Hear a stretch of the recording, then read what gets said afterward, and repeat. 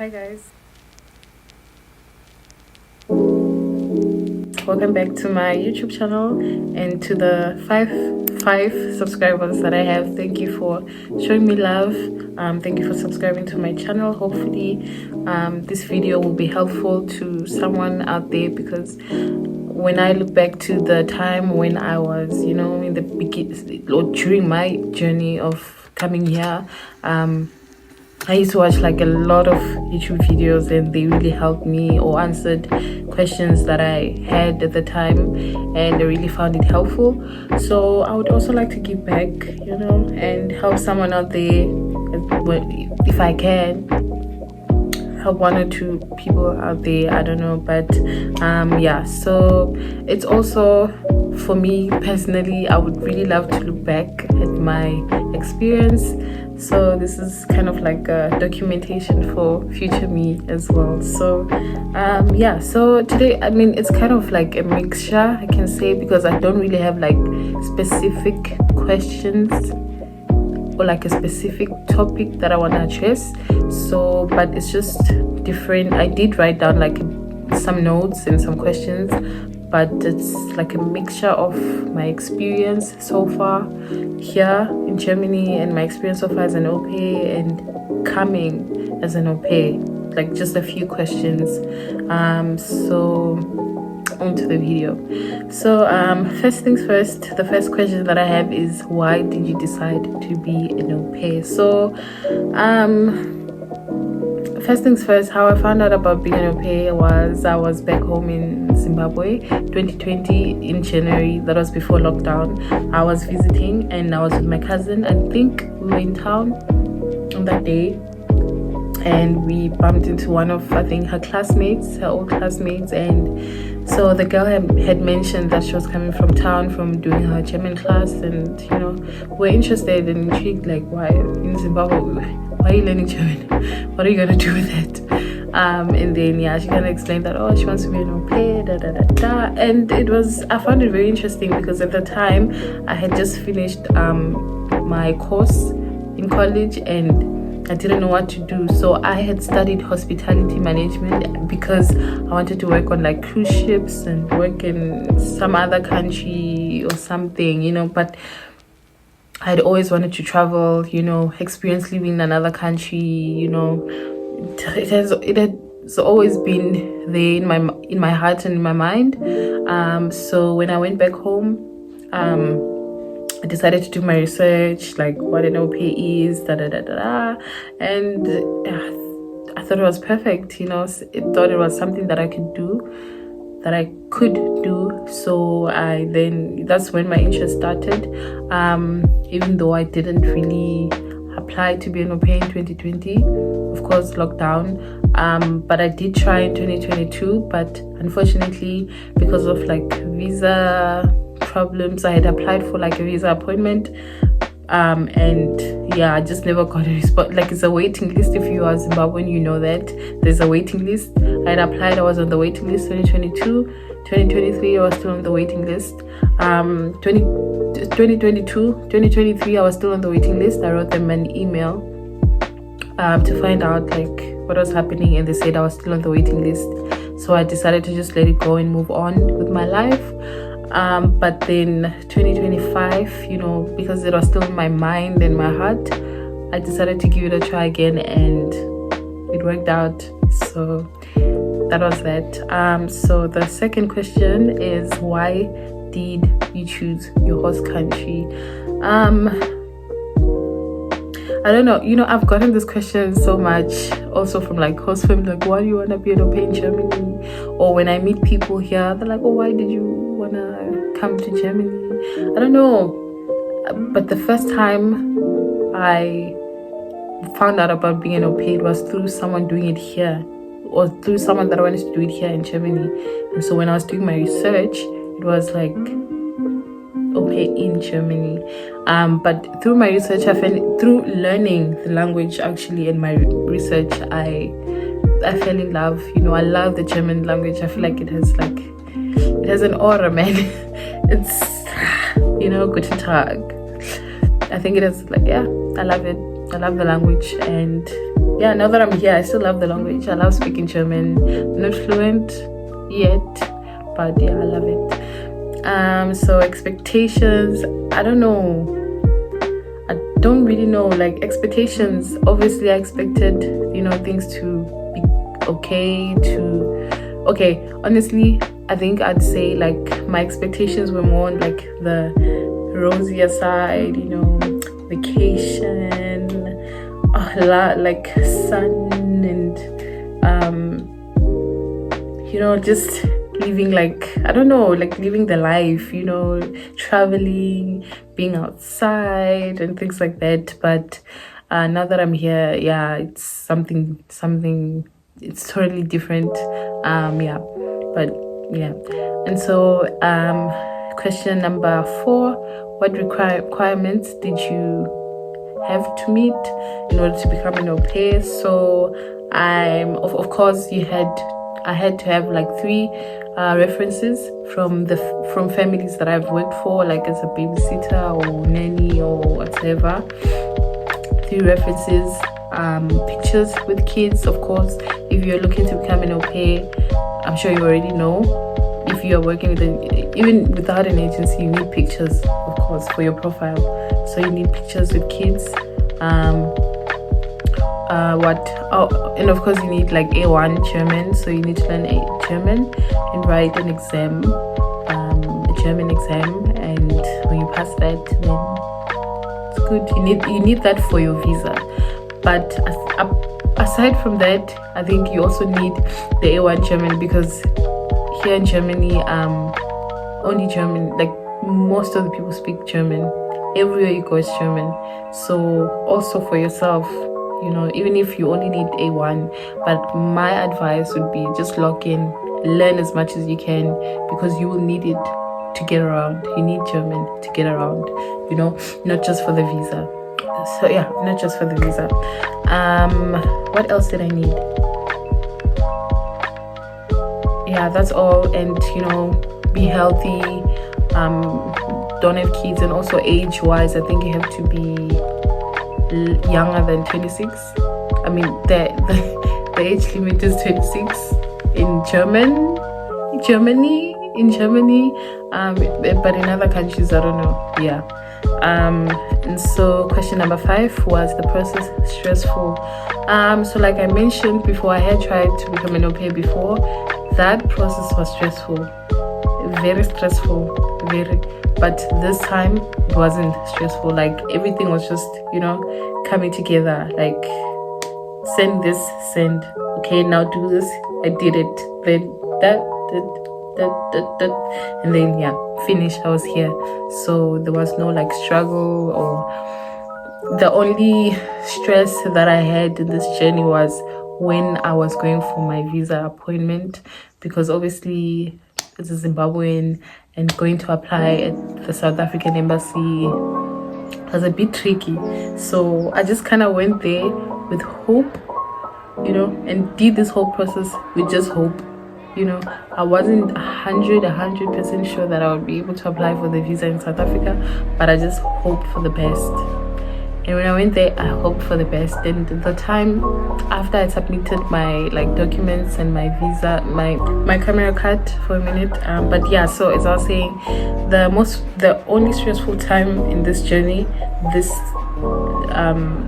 the only stressful time that I had in this journey was when I was waiting for my visa to come out, because I didn't know if I was going to get it or not. And I had come so far, I had spent so much money. Like I was thinking, if they reject my visa and say, go to Zimbabwe and apply, then I don't know what I would have done, because then that would have dragged even longer. And also because at the time I was already 24, I'm 25 now. So if it was going to be longer than that, then I wasn't going to be able to come, so yeah, thank God everything worked out. And then the next question is, did I use an agency or did I apply on my own? So I used an agency from day one. Was like I never really considered doing it myself, so I knew of this agency from my first time around. I had tried to apply with them before, but yeah, I don't know, I had tried at other agencies, but they were not really so open because, you know, being using a Zimbabwean passport and everything, they're like, yeah, it's not gonna work. For Germany, maybe another country, but with this agency, they were a bit more open, they were a bit more helpful. So yeah, I went with an agency, and I'm going to write down the name on the screen when I'm editing. So I'm going to leave the name down there, or I'm going to leave the name on the screen, the name of the agency. So the next question is, the first day when I arrived, how was it for me? I mean, the journey coming here was also just okay. I had a stop in Turkey. Yeah, just took my flight, went to my stop. I almost got lost because it was my first time flying, and I had joined the random line and almost entered Turkey by mistake. But other than that, everything was fine. My first day here, I think I arrived in the morning, or I arrived around, I think I got here around 10-11 there. My host family came and fetched me from the airport. We came together, my host and my host mom, and then when we came, I think it was right around the time when they fetched my host kid, the girls. So we went together to a school, but she wasn't she had something else on that day. She had to stay at school, but we went there together. I saw the girl for the first time, and yeah, and then we came back home. And of course, after a long flight, my host family was just, take your time, rest. So I didn't really go out that much my first day. So I came, took a shower, tried to rest a bit, and I ate dinner with the family. Honestly, I don't know, I think my memory is so I don't really remember anything else. My first days, what I did, I remember some other things that happened, but I can say, I mean, when I first came, the weather was perfect, the trees, everything looked so nice, and everything was so beautiful. Yeah. And then biggest culture shock, I don't know if it's a culture shock as such, but the transportation system, just not being able to just pick up your phone and request a Bolt or Uber, and it comes, picks you up, takes you there, and having to then walk to a bus stop, wait for a bus, take a bus, or to take a train. I never done that. So obviously the first train, I went with my host mom for the first time on a train, and then after that I was taking the train on my own, and for some reason I figured it, I caught on to it quickly. I never had problems with trains and stuff, trains and bus. The first bus that I took here, I was alone, figured it out on my own. Yeah, so I got a hang of that quickly. What other culture shock? The shops being closed on Sundays. It has happened. Even now it still happens to me, where I'm let me just go to the shops, and then on the way there I'll realize, it's a Sunday, everything is closed. And yeah, that sucks. I don't know why. Right now, it's Easter, it's the Easter weekend. From Friday shops have been closed. Today shops are closed. So yeah. And what other culture shocks? I don't know, I can't think of anything else now, but I know there are a lot, but I can't think of something right now. How was the experience? How has the experience changed me? I think I am now more independent, and I think the experience so far, or coming here, I think it has made me stronger as a person, because I've faced, I haven't faced serious things, but my problem solving skills, I've solved things. I had to, or being in Munich, and then there's rescheduled trains and having to think fast, and so I've become very alert, very aware. I'm on time. I've learned to really plan my time well. It has changed me also by independence. I've mentioned that. What else? It has also taught me like to appreciate, like especially like moments of happiness, you know, when you're with your friends or friend and you're just laughing and having a good time. Like here you don't just walk out and start laughing with people like in South Africa. It's not like that. So when I have that, when I meet someone and we have a conversation and we laugh and it's nice, like it's like you know, I cherish that. Whereas back home or back in South Africa, it was just like just another day. You can just meet someone on the street and done, you move. But I think I've grown. I've grown. I'm more mature. I feel like it has made me more mature. And then have you become more independent? Okay, I've answered that. Yes, I'm more independent now. And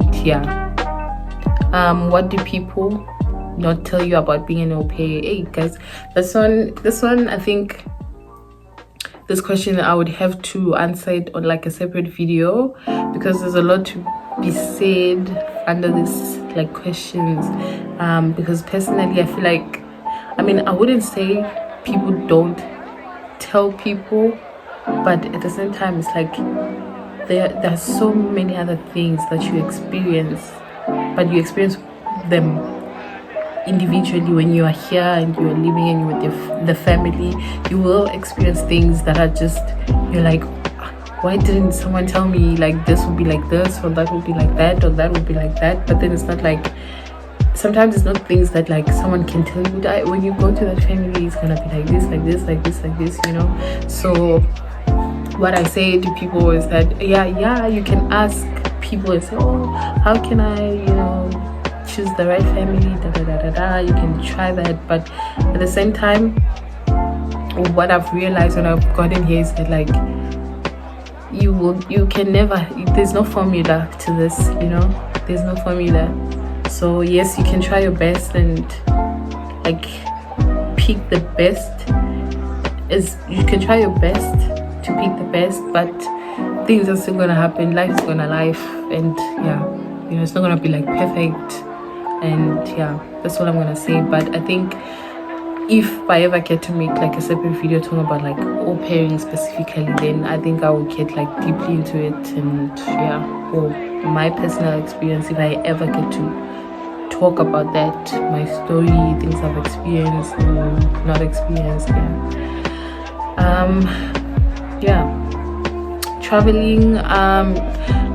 Traveling, I really thought like I would be like flying, going here, going there, going, but it's not really like that. But I have like been around, you know, I've seen, like this weekend I was in Austria, I was in Salzburg, and it was so beautiful. So hopefully in the future I get to travel more, but it's not like every weekend you are like there, nah, it's not like that.